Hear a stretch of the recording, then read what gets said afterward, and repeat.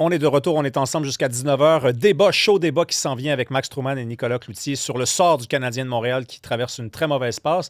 Je vous rappelle qu'on est sur YouTube. Si vous voulez retrouver nos segments, c'est la chaîne YouTube du 99.5 Montréal. Vous tapez 995 Montréal sur YouTube. Je veux qu'on parle de finances personnelles et de ces 50% de jeunes adultes de 25 à 34 ans qui consultent l'intelligence artificielle, des robots, pour leurs épargnes. On en parle avec Caroline Champagne, PDG de l'Institut de planification financière. Bonsoir, Madame Champagne. Bonsoir. Oh là là, 50%. On sait que les jeunes demandent conseil en amitié, en amour de plus en plus, demandent à l'IA de faire des travaux d'université. Mais là, des épargnes, est-ce que c'est une catastrophe en devenir, tout ça? Ben, je dirais que non, parce que dans le fond, c'est un bon signe. Ils s'intéressent à leurs finances personnelles. Oh, Alors, pour moi, oh. j'y vois quelque chose de positif là-dedans. Vous êtes bonne.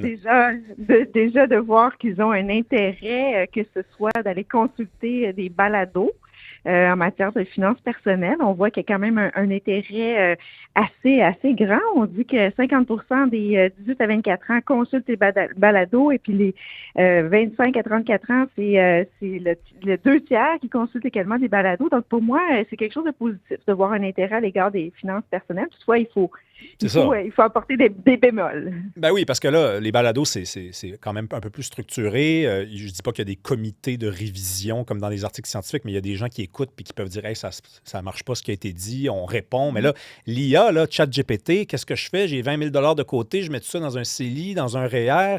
Il faut être prudent, là. Absolument, il faut être prudent. Puis il faut être prudent, en fait, il faut toujours être prudent à l'égard avec l'intelligence artificielle qui peut faire des choses merveilleuses. Mais en matière de finances personnelles, ça peut aussi nous mener vers des réponses qui ne sont pas tout à fait exactes. Parce que les réponses qu'on obtient des chats GPT de ce monde, sont aussi bonnes que les questions qu'on pose. Alors parfois, ce qu'on a besoin, c'est d'un spécialiste, c'est d'un planificateur financier, quelqu'un qui a été formé pour poser justement les bonnes questions. Puis c'est pas si facile que ça, poser les bonnes questions. C'est pas pour rien que les planificateurs financiers, ils doivent avoir des études très, très, très poussées qui concernent pas juste les placements, hein, ça concerne des aspects légaux, la succession, la retraite, la fiscalité.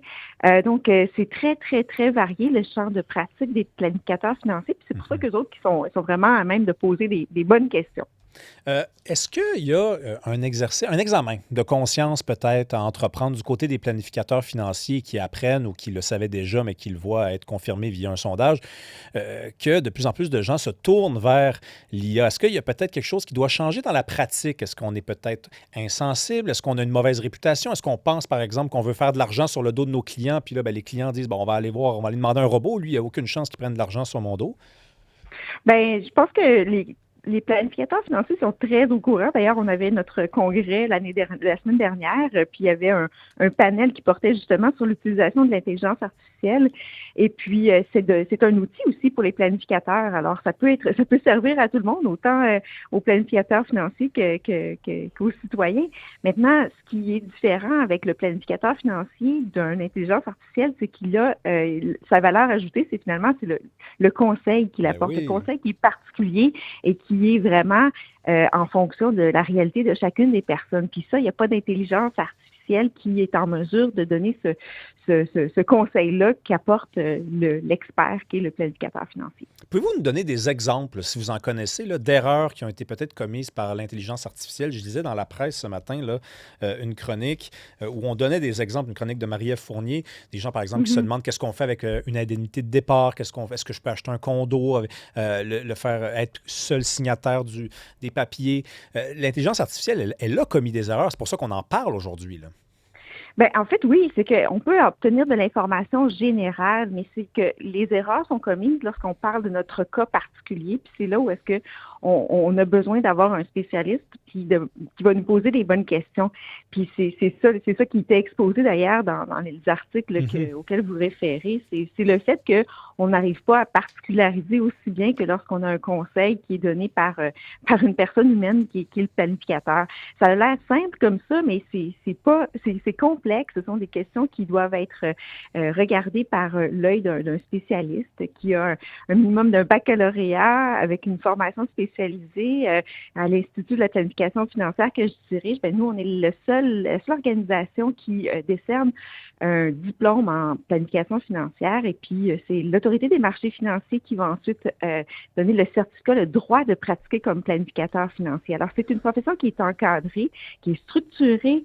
Les gens sont formés, puis ils doivent suivre la formation continue. Donc, c'est vraiment des gens qui ont une connaissance très, très poussée que n'a pas l'intelligence artificielle, même si elle peut sembler très intelligente. Oui, mais c'est ça. Ben, vous savez, c'est pour ça que je vous ai posé la question, Madame Champagne. Vous êtes PDG de l'Institut de planification financière. C'est que, généralement, quand on fait la liste des métiers qui pourraient bien disparaître, ou même la liste des métiers qui vont disparaître plus vite que les autres, on retrouve souvent des métiers où on a moins l'impression que les qualités humaines, que la sensibilité de la personne qui pratique ce métier-là, elle est requise.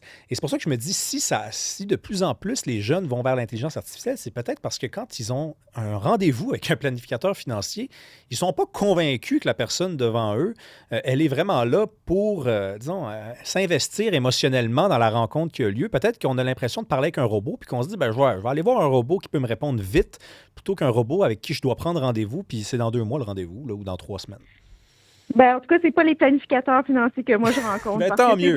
c'est vraiment des gens de cœur et puis c'est ça qui les démarque. Vraiment, ils sont là ils sont très, très attentionnés. Puis je pourrais rajouter là-dessus, c'est qu'il y a un besoin énorme. La relève, là, on en a besoin.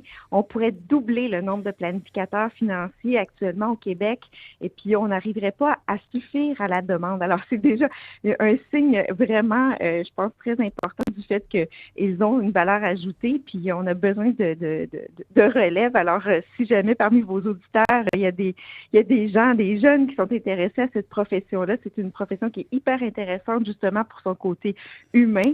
Et puis, c'est une profession aussi qui permet d'avoir de belles conditions de travail. Bon, ben, votre message est lancé. Moi, en ce qui me concerne, je suis très heureux dans mes fonctions actuelles, mais peut-être que des gens nous écoutent, effectivement, puis qui se disent, ah, ben oui, ça a l'air le fun, ça. On va se battre contre les robots. Merci beaucoup, Caroline Champagne. Vous êtes PDG de l'Institut de planification financière. Merci beaucoup d'être venue nous parler ce soir.